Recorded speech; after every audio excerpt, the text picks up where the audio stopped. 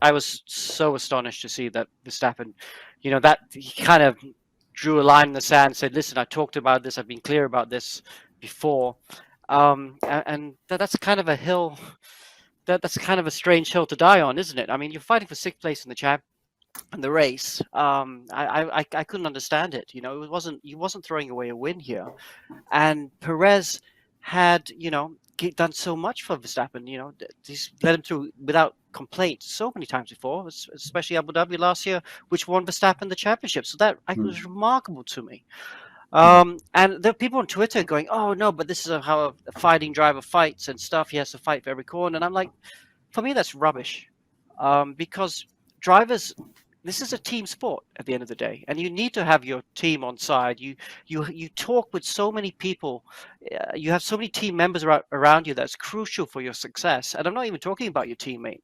And they would have had these understandings, these conversations with Verstappen, and you put people that really you rely on to get results in a very difficult position, for sixth place in a race when you've already won the championship. I couldn't understand it. Well, first of all, I don't know the reason why he didn't. I honestly don't. Yeah, I know, but he's not back yet, and so I got it.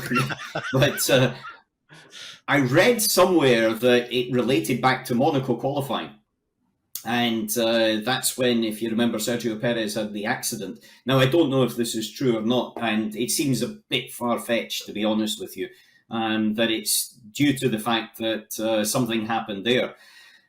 Whichever way, it is definitely something that we have seen before. We've seen it in many teams and through the years, and I've seen it in my career with my teammates as well. And generally, we've got to remember that there can only be one top dog. And I agree with Alex that I don't think it'll blow up into anything long term. However, it is important for Christian Horner to try to, I would say, put these fires out and these emotions out and get it sorted as soon as possible. Because what he doesn't want is this to be going anywhere into Abu Dhabi, because it's not the two drivers, it's actually the rest of the team themselves. And then, because you don't want to have a garage that's divided into two.